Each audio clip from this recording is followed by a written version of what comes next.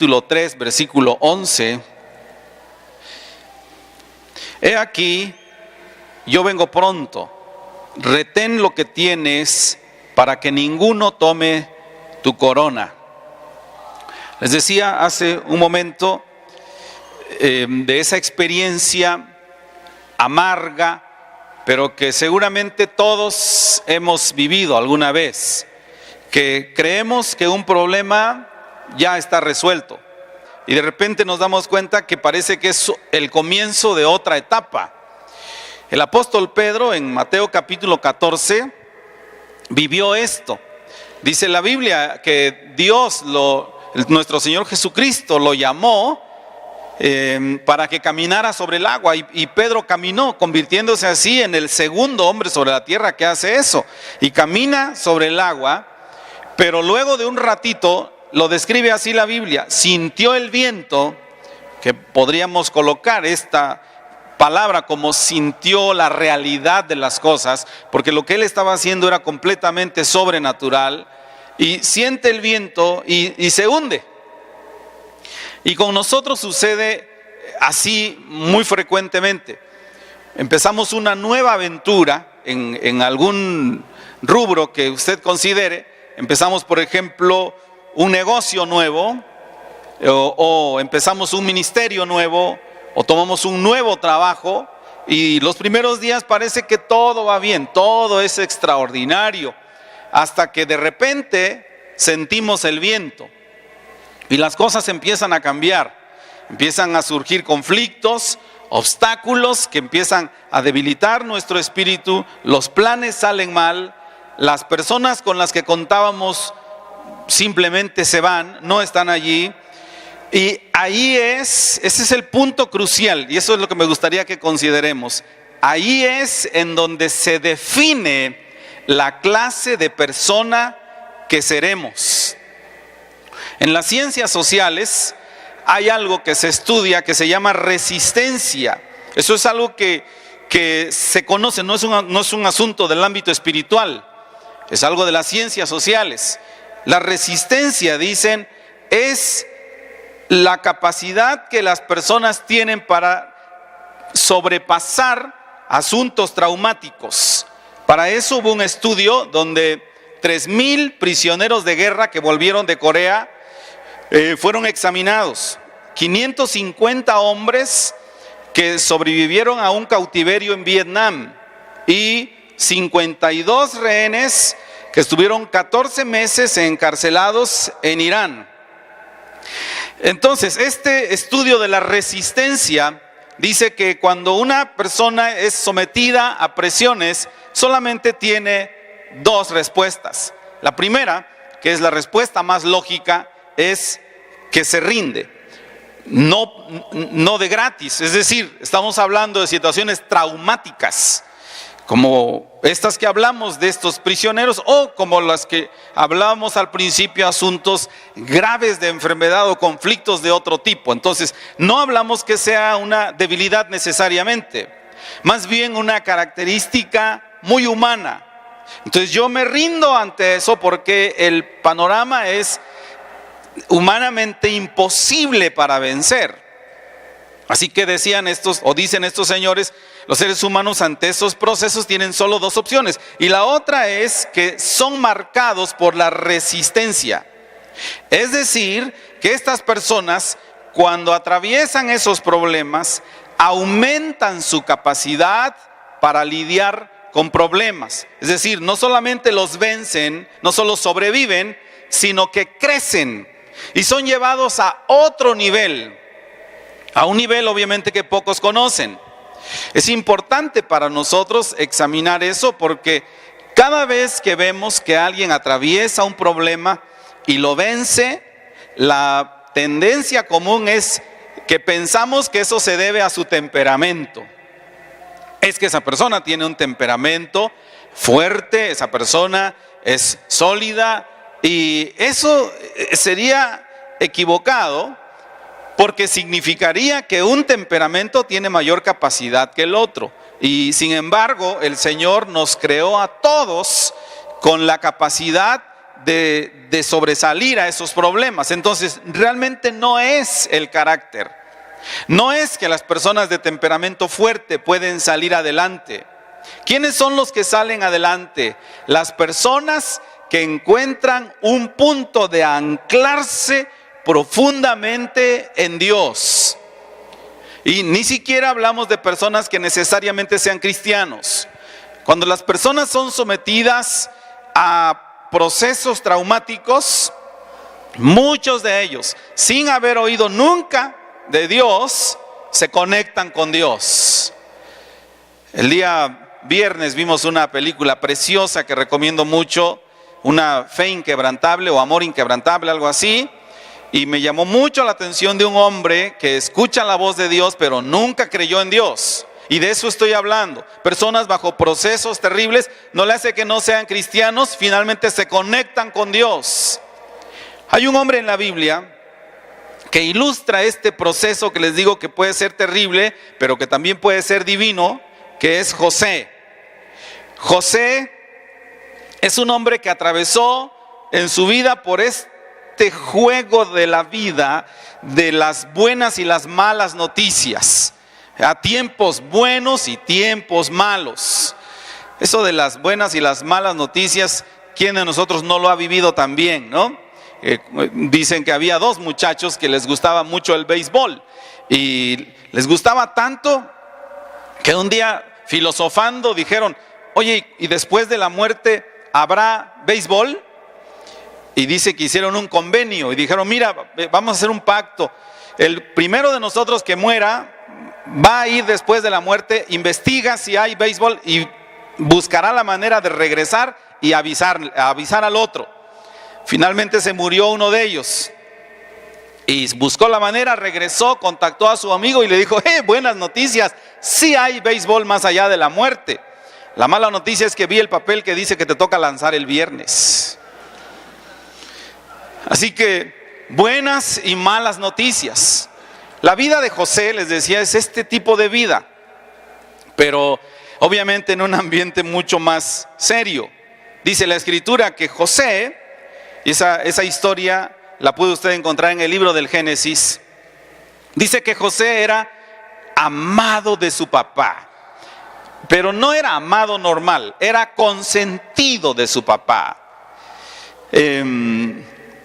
Si los que están aquí hay alguien consentido, pues sabe que eso es bueno, nos garantiza recibir todas las atenciones de papá o de mamá, consentido de papá. Eso era bueno. Pero por causa de ser el consentido de papá, los hermanos de José lo odiaron. Eso fue malo. José era un hombre muy guapo, muy bien parecido. Eso es bueno. Y los que son guapos, bueno, casi nadie de ustedes sabe de eso, hermanos. Los que son guapos, eso es una broma, ¿no? Mala dirán, pero es broma. Los que son guapos saben que eso es bueno. Pero dice la Escritura que la esposa de Potifar, un hombre que luego veremos su historia más adelante, por ver a este hombre guapo se sintió atraída a él, y eso es muy malo. Pero dice la Biblia que José resiste porque él es un hombre de Dios. Eso es bueno. Pero la mujer se enojó que lo resistió y provocó que lo metieran a la cárcel. Eso es malo. Entonces la vida tiene todos estos aspectos. Regresamos a que dice la Biblia que Jacob amaba a José, pero lo amaba de un modo muy especial. Porque cuando sus hermanos regresaban, queremos pensar que Jacob les preguntaba cómo están los rebaños, qué hicieron, qué trabajos hicieron, quién se levantó temprano. Pero cuando entraba José, Jacob se desmoronaba, ¿verdad? Se deshacía en cariños con él. Si nosotros entendemos más o menos cómo era la historia de José, probablemente era un muchacho que se levantaba tarde, que su papá lo dejaba, que sus hermanos trabajaban en el sol, él trabajaba en la sombrita. Le decía: ayúdame aquí nada más, pásame la agüita, lo más sencillo. Y que no importa qué pasara, era evidente que había un favoritismo. De hecho, algunos de nosotros sin darnos cuenta, también mostramos favoritismo con algún hijo y creemos que somos justos. Creemos que nadie se da cuenta, que tratamos a todos por igual, pero no es así. Jacob trataba de esconderlo, pero él transpiraba el amor que sentía por su hijo José. Igual usted, la gente se da cuenta a kilómetros que prefiere a uno. Eso debe ser algo que le dé a usted motivo de análisis en los próximos días, porque por alguna razón a aquel siempre le ponen los cuatros, sus propios hermanos, por causa del favoritismo que muestra usted para ese hijo. El favoritismo de Jacob llegó a tal grado que dice la escritura que le dio una túnica, pero que esa túnica era muy especial. En términos de ahora sería una túnica cara y extraña, de bonita, es decir, rara, no era cualquier cosa, porque significaba todo el amor que tenía Jacob por José. Eso era bueno. Lo malo es que cada que José se la ponía, pues molestaba a sus hermanos, porque es recordarles, ¿saben qué? Yo soy el favorito de papá. Así que los hermanos llegaron a odiar a José y a odiar la túnica, porque por todo lo que implicaba. Entonces José tenía problemas. El hecho de que él era un consentido de papá no significaba que no tenía problemas. El hecho que usted es un amado de Dios, que Dios lo quiere y que usted es la niña de sus ojos, no significa que no tendrá problemas. Pero no solo eso, dice la escritura que José soñaba sueños y sueños extraños. Así que soñó una vez y el sueño era tan inclinado a su favor que cualquiera de nosotros, quiero pensar, con sentido común no lo contaría. Pero José no era un hombre con sentido común. José fue y le contó a sus hermanos el sueño. Capítulo 37 de Génesis, versículo 6 en adelante. Se lo translitero. Le dice José a sus hermanos: fíjense que tuve un sueño y había un campo de gavillas y de repente se levantó la gavilla mía en el centro y se quedó de pie. Y entonces todos ustedes tenían sus gavillas en derredor y vinieron adelante de la gavilla mía y se inclinaron en obediencia. Todos ustedes rendían pleitesía delante de mí. ¿No les parece extraordinario? Y los hermanos de José pensaron, pues, ya nos está colmando la paciencia. ¿Y saben qué sucedió? Que se las colmó. Así que un día, saliendo al campo, sus hermanos tomaron a José y lo vendieron como esclavo a una caravana que pasaba. Y el destino de José empezó a cambiar. Todos los planes que tenía, es decir, los planes los forjó en base a un sustento de favoritismo. Entonces él pensó, todo va a salir bien. Un día mi papá va a morir, él me va a heredar todo. Tengo planes, tengo proyectos, tendré hijos. Otra vez, cuando pensamos que todo va a salir bien, de repente las cosas cambian. Y ahí José se enfrentó a una realidad que él no se esperaba. Él esperaba el buen trato, esperaba el trabajo en lugares cómodos y de repente ya está en un problema. Igual que nosotros, tarde o temprano, no le hace si usted se casó y tiene un matrimonio exitoso y todo va muy bien. De repente, en un momento dado, su matrimonio sufrirá un golpe. Su negocio camina bien y tendemos a pensar, si nuestro negocio produce 100,000 pesos mensuales, entonces seguramente hagamos cuentas por los siguientes 20 años hasta que algo viene que consume su economía.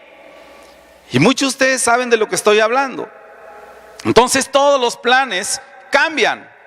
De repente nosotros tenemos salud.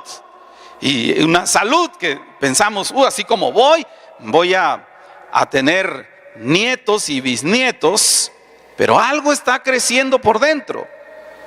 algo que usted no puede ver, ni siquiera le duele, y cambia por completo todo su panorama. ¿Y dónde quedó todo eso? Es allí donde tenemos que tomar decisiones sabias, las decisiones que corresponden a las personas que generan resistencia o los que se rinden. ¿Cuál será su decisión? Las personas que son resistentes no se rinden, sino que se concentran en conservar el control, aunque sea de un poquito de lo que les queda. Este estudio que les decía dice que los prisioneros de guerra y los rehenes dijeron que no había nada más estresante que de lo que ellos atravesaron que perder el control de su existencia. Ellos dijeron, a pesar de que fuimos golpeados y maltratados, vejados y pasamos todo lo que sea, nada fue más terrible que perder el control de nuestra existencia. Así que entonces, por el contrario, los que resistieron dijeron que la clave es que ellos conservaron un pequeño sentido de control hasta donde se les permitía. Y me gusta lo que dicen. Los de Vietnam dijeron, lo que nosotros hicimos fue crear regímenes de ejercicio dentro de las celdas, que era algo que nosotros podíamos controlar. Así que dice que ellos se pusieron a hacer 50 lagartijas. Aquellos venían, cuando los sacaban, ellos eran dueños de sus vidas. Los sacaban a hacer lo que querían, el trabajo que querían, pero cuando ellos estaban en su celda decían, yo soy dueño de esto, de estos logros, soy dueño de estos ejercicios, soy dueño de mi progresión o de mi retroceso. Eso, yo mantengo el control de eso. Lo que hicieron fue empezar a memorizar historias. Entre ellos tenían diferentes historias y memorizaban las historias unos de otros y las compartían. Le puede parecer a usted irrisorio, pero dice que unos de ellos hicieron censos de insectos en su celda. Empezaron a llevar control. Han entrado en el año 1900, por poner un año, durante un año entraron 1,200 insectos a mi celda. Murieron de esos, murieron 200. 1,000 entraron y se fueron. Y llevaban un registro, un censo de insectos. Mantener el control de algo. Fueron tan ingeniosos que dice que ellos inventaron señales secretas para comunicarse, porque estaban prohibidos para hablar entre ellos, pero generaron en las paredes golpecitos. Y por medio de los golpecitos generaron lenguajes. Impresionante. Cuentan de uno de ellos que él era el encargado de barrer y él generó un sistema de comunicación con los demás a través de la escoba. Como la manera que él barría, se ponían de acuerdo, si barro así significa vienen los guardias abusados, coman, duerman. ¿Cómo es posible hacer eso con solo la escoba? Bueno, a uno de ellos lo pusieron de guardia y entonces él dice que generó una forma de avisarles a sus compañeros arrastrando su chancla. Con la manera que la arrastraban les comunicaba a sus compañeros lo que estaba pasando.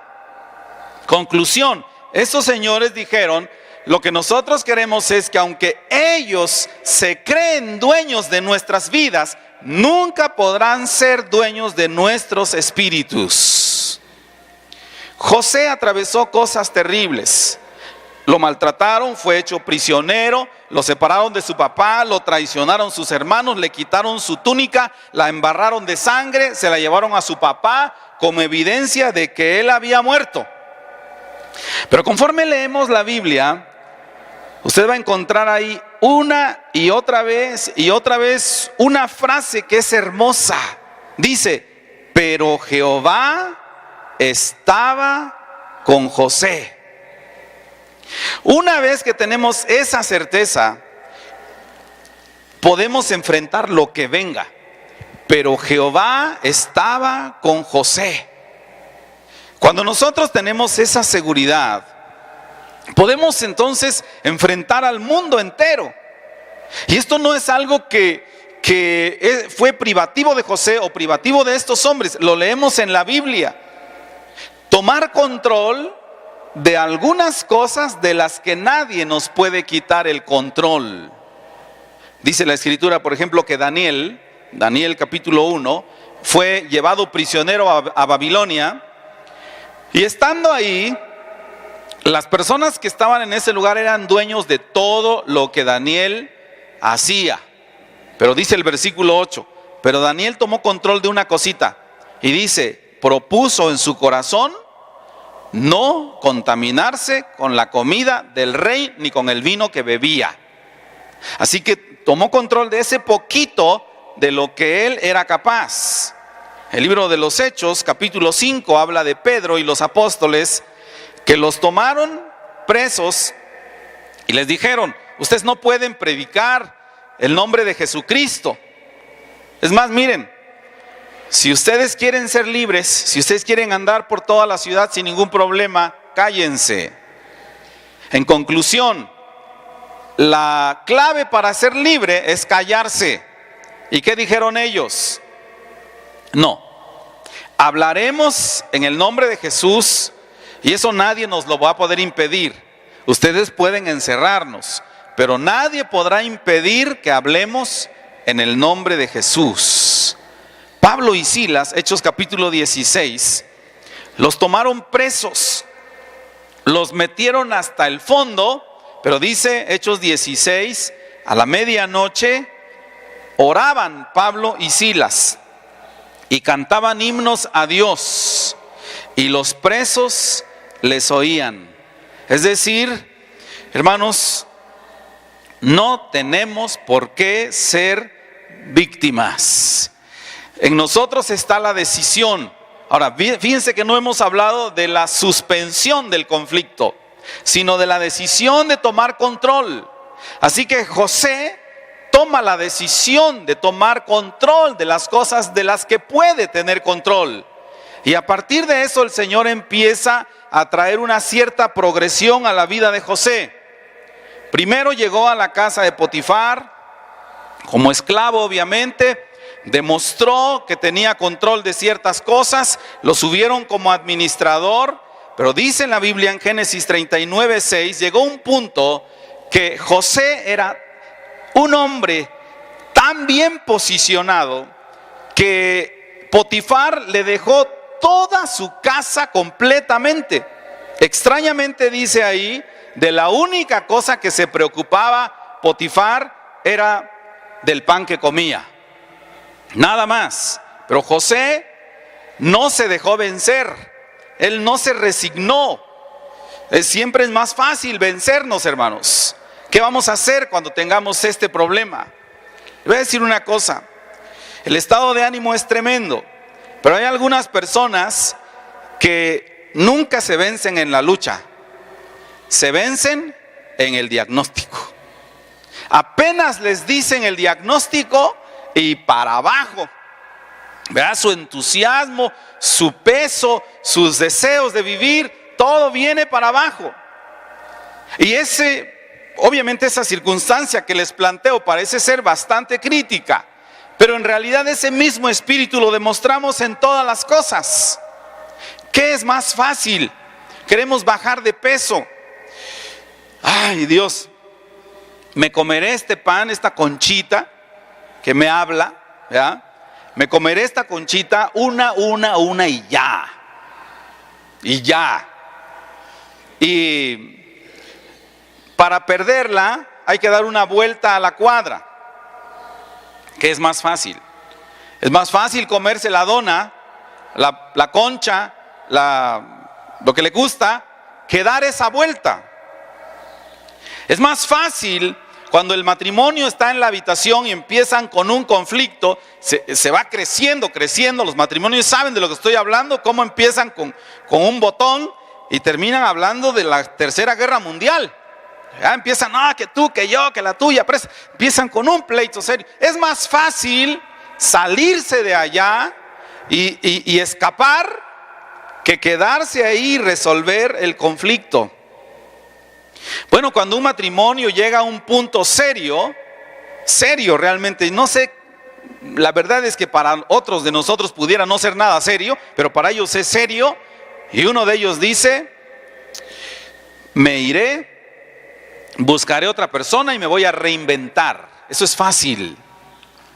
Lo que es difícil es quedarse con la misma persona y reinventarse juntos.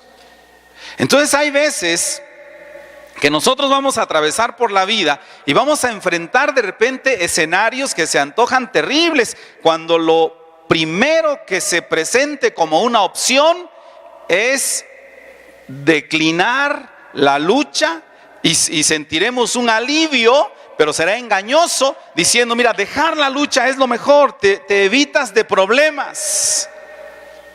Pero no es así. ¿Saben qué, hermanos? La vida no tiene que ser que todo nos guste. Pero si usted sigue donde está y permanece firme, se va a encontrar con las mismas palabras que el Señor tenía para José. Pero Jehová estaba con José. Una vez que José se da cuenta: Jehová está conmigo a pesar de todo lo que estoy pasando, híjole, que venga lo que venga, voy a salir adelante. Pero ¿saben qué pasó? Se enfrentó con otro problema. Dice la Escritura: José estaba por encima de todo lo de la casa de Potifar. No había nada que no pudiera controlar. Así que el diablo está pensando ahora: ¿qué hago para destruir el propósito? Porque recuerden que el propósito en la vida de José no era un asunto solo de José, era un asunto de todo el pueblo de Israel. Y tengo que frustrarlo, decía el enemigo. Y aquí viene una segunda lucha para José. La guapura de José lo metió en problemas. Suponemos que esa señora pues también haya sido algo medio guapa, porque si no, ¿quién cree que le tienta una fea? ¿Ven? Solo un tonto creería eso. Pero en este caso lo tienta una mujer hermosa. Y viene una segunda decisión. Las personas que resisten permanecen fieles a sus valores, a sus principios, a pesar de lo que sea. No importando si las circunstancias justifican lo que está a punto de pasar. Porque regresemos a José. José piensa: soy un hijo consentido de Dios, pero fui traicionado. Perdí todos mis privilegios, mis hermanos me vendieron. Ni siquiera me fui a otro lugar en calidad de amigo, me fui en calidad de esclavo y he servido de esta manera. Es decir, ¿qué caso tiene seguir manteniendo mis valores? Voy a irme con esta vieja. Pero dice la Biblia que dijo José: no. Pero esta señora era persistente. Y dice la Escritura que José la rechazó. La rechazó tanto que hasta el punto que esta señora planeó hacer un proyecto de modo que él cayera. Y José se resistió y corrió, y la señora le arrancó el manto. ¿Qué habría pasado si José hubiera cedido, hubiera traicionado, por palabras de él mismo, a Dios y a su patrón que le había puesto toda su confianza? Así que entonces uno dice: bueno, ya quedó ahí el asunto, ¿no? Pero no, la señora tiene en sus manos el manto de José y planea usarlo en su contra.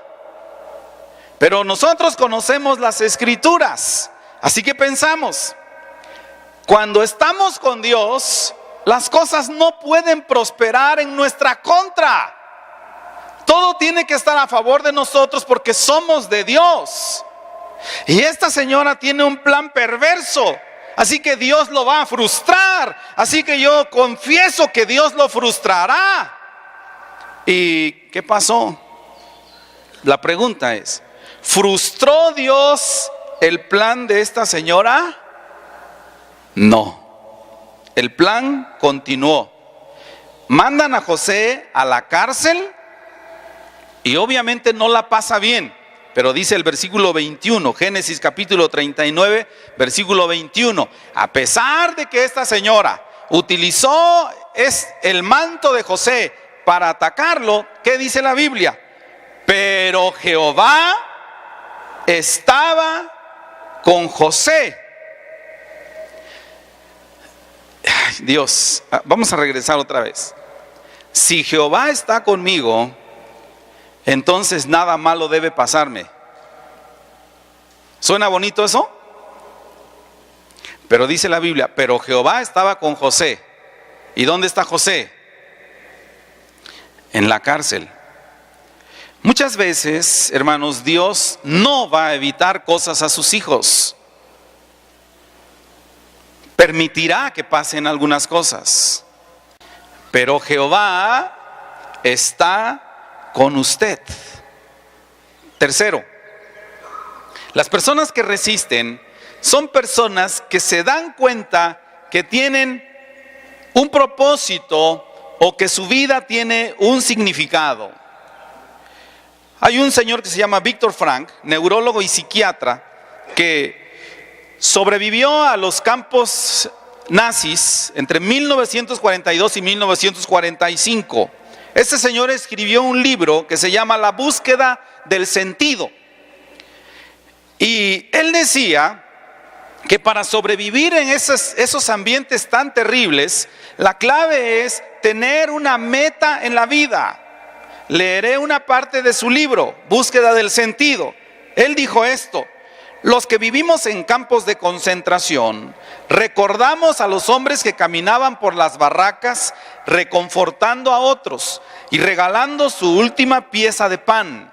Eran pocos, pero ofrecían prueba suficiente de que al hombre se le puede quitar todo, menos una cosa, la última de todas las libertades humanas: elegir su actitud en cualquier circunstancia, elegir nuestro propio camino, la forma en que el hombre acepta su destino y todo el sufrimiento que éste supone, la forma en la que toma su cruz, le da una amplia oportunidad, aún en la más difícil circunstancia, de añadir un significado más profundo a su vida.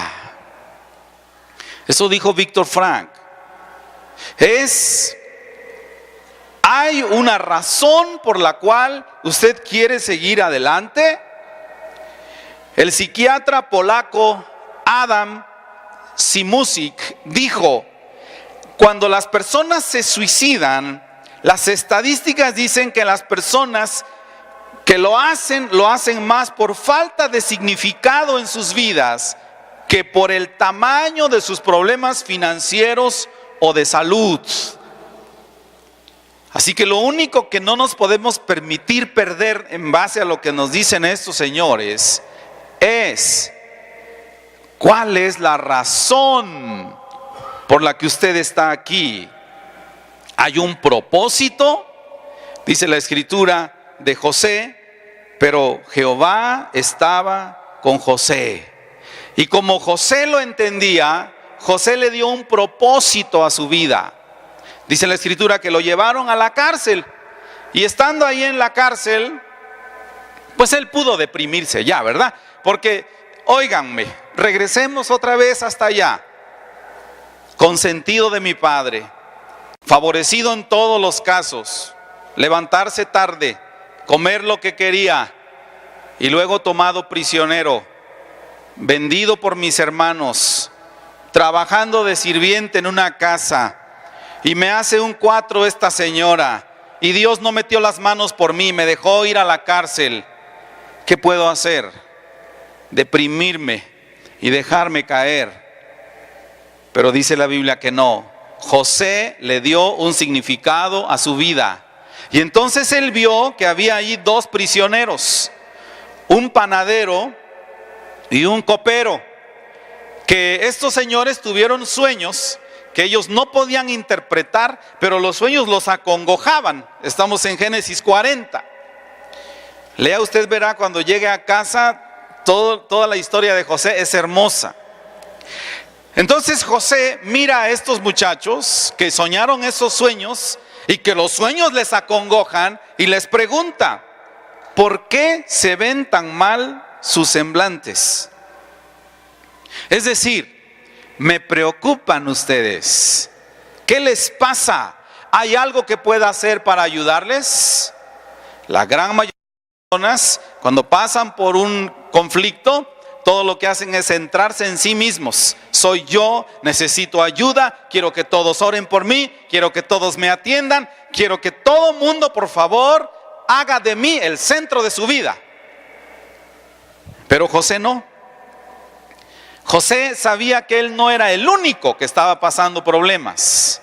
Y entonces habló con estos y les dijo: oigan, ¿qué les pasa?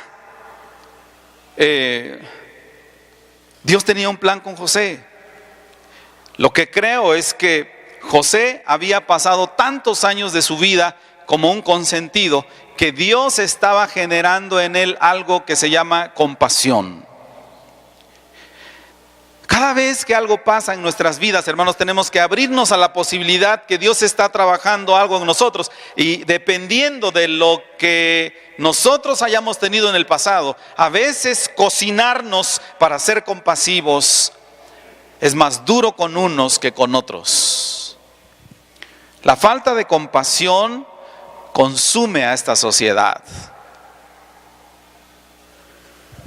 Le dijeron a un hombre, había una conferencia en los Estados Unidos de un abogado que defiende el derecho a la vida o no al aborto, y había otros abortistas que estaban atacándolo.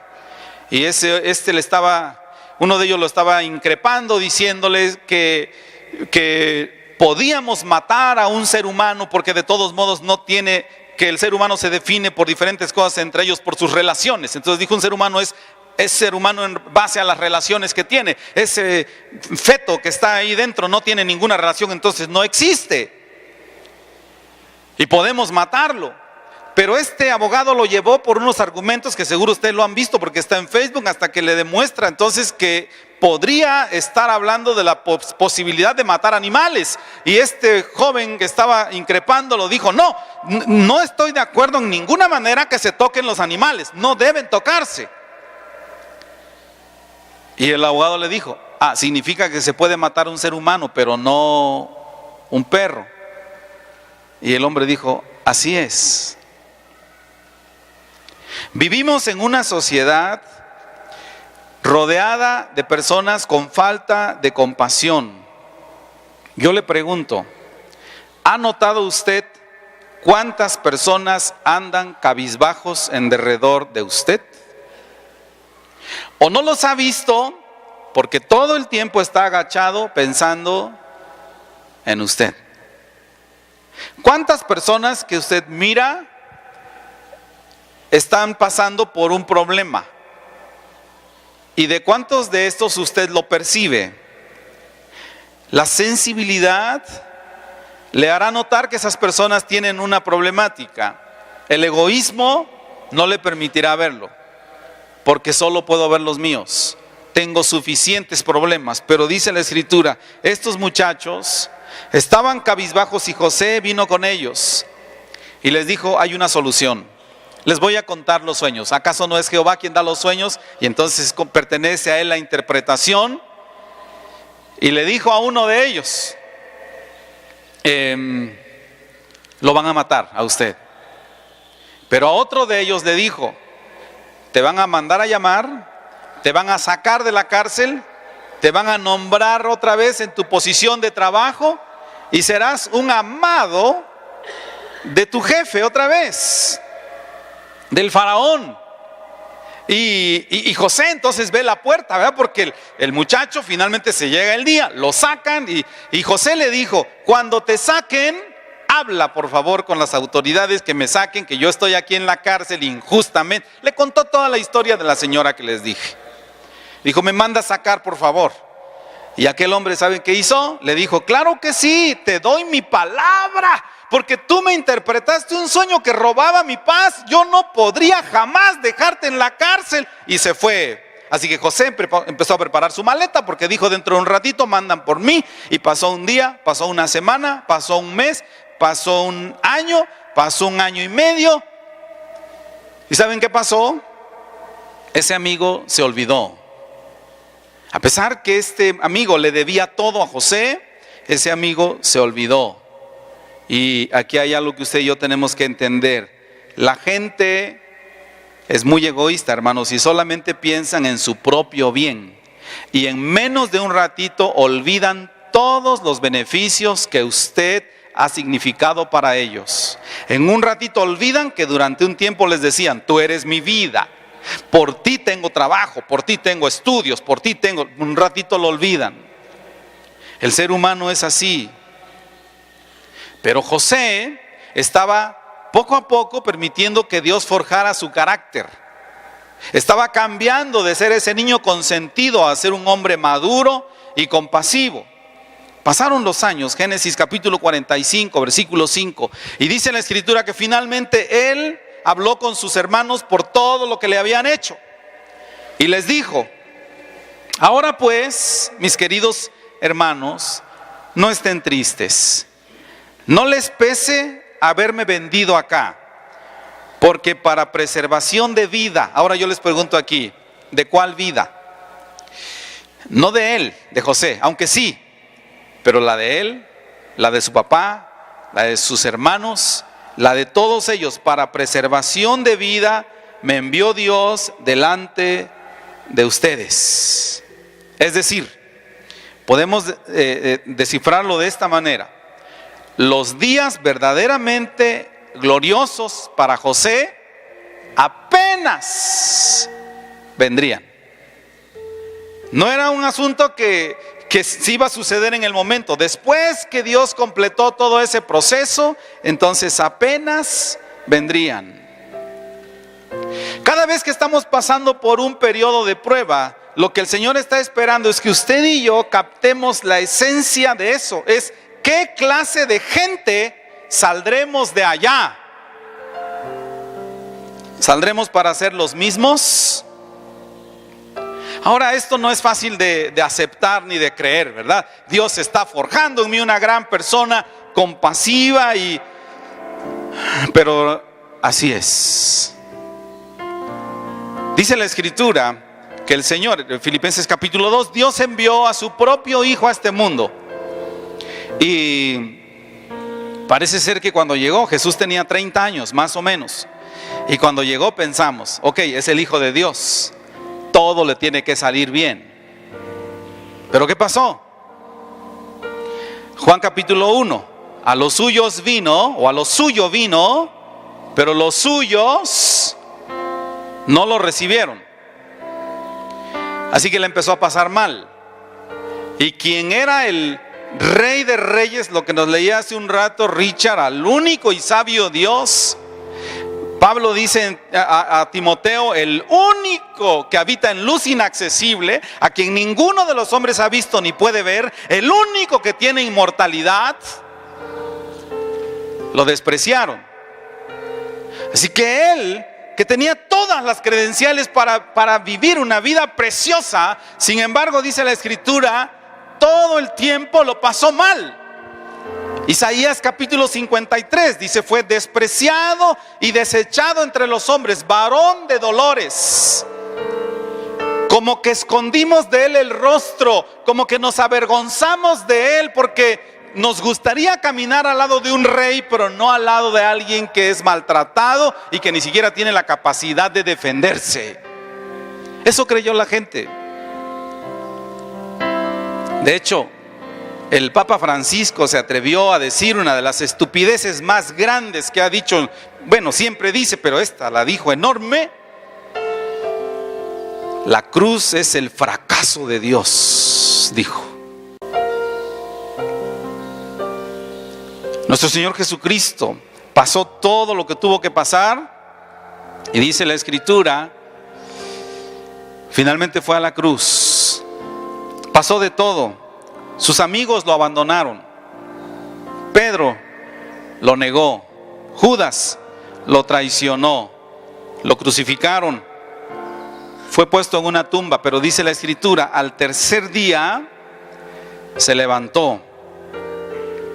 Y a partir de allí empezó lo realmente glorioso. Pero tuvo que atravesar por todo este proceso. Hay un proceso por donde nosotros tenemos que pasar y que no podemos eludir. ¿Cómo me gustaría eludirlo? Pero la mujer embarazada, dice la Escritura, sufre los dolores, pero cuando ve a su bebé, cuando nace, se olvida de todo eso, de ver a su bebé que ha nacido. Porque ahora dice, todo dolor valió la pena. Todo dolor valió la pena. Así lo haya yo tenido por 1 año, o por 2, o por 20. Todo dolor valió la pena.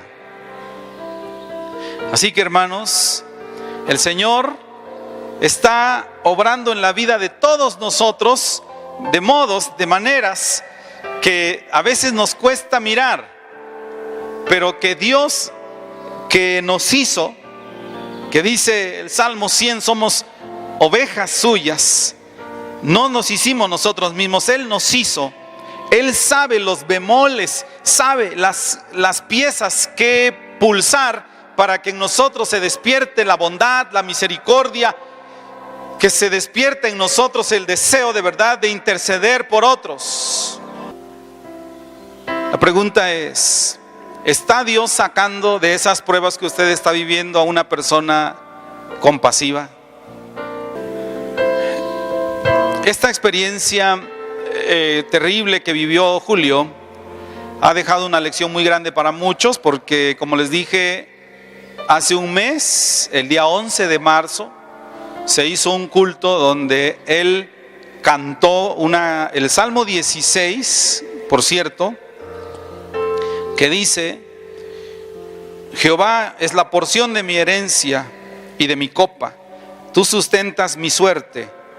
Las cuerdas me cayeron en lugares deleitosos, y es hermosa la heredad que me ha tocado. Bendeciré a Jehová que me aconseja, aún en las noches me enseña mi conciencia. A Jehová he puesto siempre delante de mí, porque está a mi diestra, no seré conmovido. Y él cantó esa canción que él mismo había compuesto, pero dijo: yo compuse esta canción cuando a mí no me había pasado nada, y ahora que me está pasando esto, sé que la compuse para mí, para el tiempo de la prueba. Y cantó eso y murió el viernes, casi un mes después. Pero nosotros lo consideramos un héroe de la fe, porque después de eso, a través de muchos videos, estuvo alentando a la iglesia del mundo: hermanos, ánimo. Y realmente nunca tuvo un periodo en el que se hundió él en su fe. Siempre estuvo firme, animando a otros. ¿Cómo saldremos nosotros de esa prueba? ¿O cómo pasaremos por ella? Porque algunos probablemente pasaremos para salir victoriosos de ella, y algunos pasaremos para pasar realmente a la presencia de Dios. Pero aún así, en el proceso, Dios está buscando qué clase de vida vamos a permitir que se construya para la gloria de Dios. Quiero pedirles que inclinen su rostro, y si es posible que oremos un tiempecito, son unos minutos, mientras que escuchan la canción que cantó Julio hace un mes. Bendeciré a Jehová que me aconseja, y aún por las noches le enseña mi conciencia. Porque está a mi diestra, porque está delante de mí, yo no seré conmovido. La canción dice: aunque pasen tiempo, sé que tu promesa cumplirá. Nada en ti se perderá. Eso es hermoso. Esa es mi seguridad. Tus cuerdas de amor cayeron sobre mí. Oh, oh, oh. tus cuerdas de amor, di conmigo, cayeron sobre mí. Ahora extiende tus manos, seguro, seguro, seguro. Es amor que me sostiene, el que me levanta, el que me da paz, me da seguridad. Tu amor que me sostiene, el que me levanta, el que me da paz, me da seguridad de lo que vendrá. Di conmigo, tú tienes el control, tú tienes el control, nunca pierdes el control. Yo no sabía que esa canción yo la había escrito para mi proceso, porque no me había pasado nada antes de que yo escribiera esa canción, cuando yo la escribí. Pero Él sabe cómo tener detalles con nosotros cuando eres su hijo, y cuando eres uno que no solo ha sido marcado por Él, sino cuando tú has causado algo en el corazón de papá. Abraza a alguien conmigo y di: somos el cuerpo de Cristo. Y algo se genera cuando Cristo es el centro. Y esta parte es la más poderosa. Escucho el eco de tu voz resonando en mi interior. Tus palabras me sostendrán, tus palabras me sostendrán y me dan seguridad. Eso lo profetizo sobre el cuerpo de Cristo. Los velos están cayendo hoy, y hoy puedo ver con claridad. Lo declaro en el nombre de Jesús. Los velos están cayendo esta noche sobre Latinoamérica. Hoy me vuelvo a levantar. Mis pies están encendiendo hoy, no mañana. Y hoy me vuelvo a levantar. Mi fe se está encendiendo. Y hoy me vuelvo a levantar. Toma de la mano a alguien con fuerza y dile: tu fe. Mi fe se está encendiendo. Y hoy te vuelves a levantar.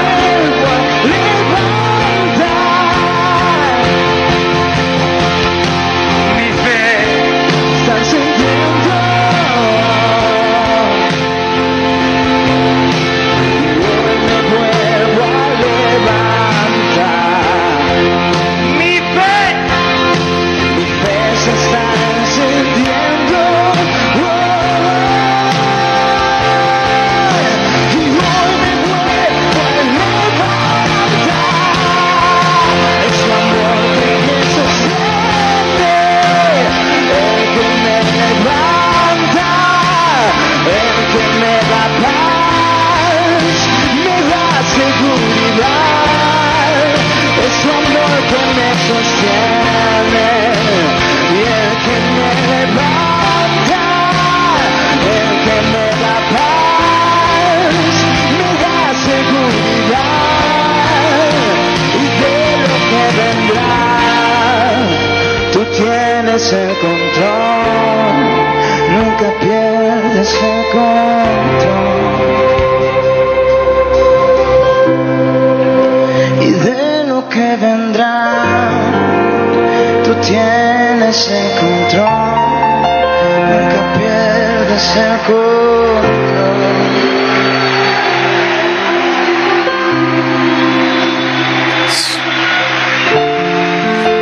Quiero pedirles, hermanos, que ahí en sus lugares, si pueden tomarse de las manos con alguien. Alguien puede estar pasando una prueba y un proceso que necesita de su ayuda. Empiece a orar en el nombre de Jesús. Bendecimos las vidas de